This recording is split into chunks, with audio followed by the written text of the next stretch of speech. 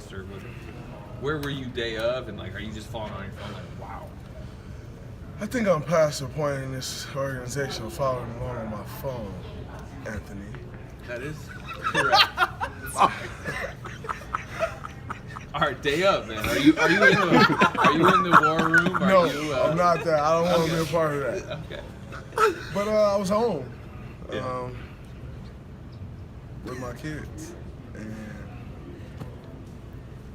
just chilling. Then I went to chill with G. There still is a moment where you find out, however you find out that. Yeah, that sucks.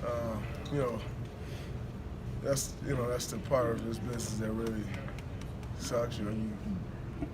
It's the human side of things. You build a relationship with guys. One day it's just like boom, they're gone. I haven't dealt with much of that this year. I mean, in my career. So it was really weird for me. How was it playing a game knowing that both of those guys are going to sit out and then ultimately get moved? You had that on your mind before? It just kind of sucked the life out of us. Those are two guys who really fit our culture well, and really been playing great all year. And just to then hear like, oh, those two guys are be playing, they're getting moved. Like, it just kind of sucked the life out of the team. But I do respect the organization for that, because all of a sudden they get traded during the game and you're pulling them off the floor, So I think that was definitely a first-class move by the organization. Bob and Steve, front office. I respect that, but that still sucks. Now that the dust is settled on the trades and you guys had a game under your belts, what's the kind of work that needs to be done to make sure everyone can settle in and find their roles and play together? I think, first off, it's just about getting comfortable. You've 30 games left in the season, something like that. Just trying to find a niche, trying to, see what guys can do. Guys are getting opportunities, and I think that's great. So just really trying to do whatever you can to, really help these guys succeed. Like I said, there's quite a few people here that's trying to make it.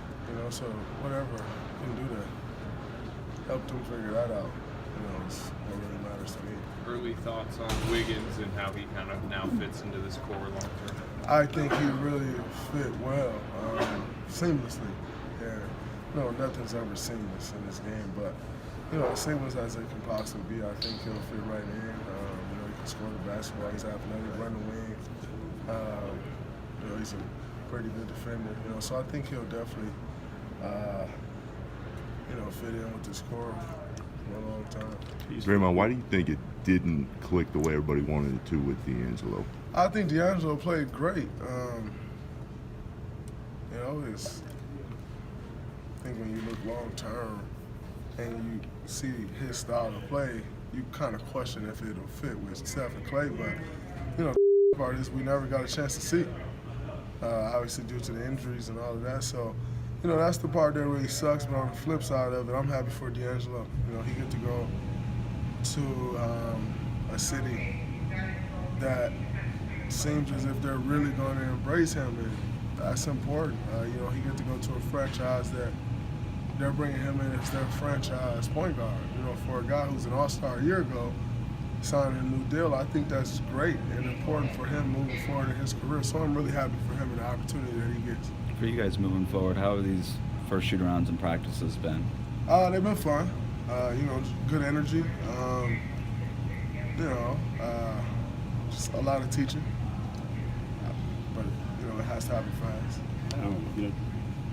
Steve was talking about, and Bob was talking about how their culture can help Andrew Wiggins. We know throughout his first couple of seasons that he's gotten criticized for his defense and other things.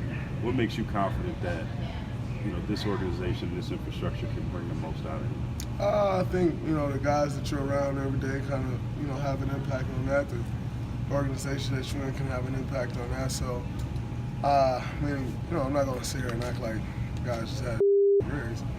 Averaged 20 points for the last few years. I think bringing him into the fold and making that equate the wins. That's what we're trying to do, and teach them how to play winning basketball. I think is what's most important for us. But he's done that as well. The year that Jimmy was there and they got to the playoffs, he played really well for them. So, all that stuff will happen. I'm not going to sit here and overthink it or try to make it happen too fast. It'll happen in due time. What's it going to be like facing Andre tonight? I'm a flagrant foul. Flagrant 2. Like in the first quarter, or As like soon as I get a chance. That's a quick ejection. Flagrant 2. It'll be worth it. I get to talk about that for the rest of my life to him, so it'll be worth it. Do you have a favorite Andre moment? I mean, long career here together. Oh man, when you play with a guy like Andre, who's obviously become a brother, it's hard to point out one moment. We've shared so many good times together. I think, if any moment stands out more, my favorite moment for him is when he won Finals MVP. That's something that not a lot of people has done. So for him to get that honor, I think it's hard to put anything above that. But just as a personal moment, it's hard to pick. When you're as close to someone as I am now. What do you think about his business sense, his understanding of his league, and what he wants to get from it? He's super smart. He's one of the smartest guys in this league, on and off the floor. And even going into this situation, this offseason, he knew exactly what he wanted. I'm not even sure that exact thing was to end up in Miami, but he knew it wasn't to end up in Memphis, and he made sure he didn't. But I think he went into a great situation in Miami. They got a lot of young talent. Some good leadership in Jimmy and now Andre, Jay Crowder. I think that's a really good situation for him. But when it comes to the business side of things, he's as smart as they come. Draymond, what do you notice between Jimmy now with the Heat compared to what he's done in his past up to this point? I think he's still the same Jimmy. Play hard as hell and leads his guys. I think he's had a couple run-ins where it wasn't smooth, but he's always been a leader and led his guys to play hard each and every time he step on the floor. And I think he's doing the same thing there. I think as I think this Jimmy 9th or 10th season, as you mature a little, get a little older, you mature a little more and figure things out. And I think he's doing that, but he's really leading that group. You got to give him a lot of credit because I know I didn't think they would be this good, but he's done a great job there with that group, and I think he deserves a ton of credit, which I think he's been getting. You've known him for a while. You obviously had the Olympic experience. Did you talk to him at all about what it's like leading a group or being that voice consistently that everybody needs all the time? No, we played in the Olympics in 2016. That was 4 years ago. So, the same things that's really been an issue the last couple of years. It wasn't in 2016. So we haven't had much conversation. Did you know Wiggins at all? Interact with him before? Just saying what's up. Yeah. But not, in depth. What did you think about his game from afar? I mean, obviously he's been on the radar, #1 overall pick. You played against him a ton.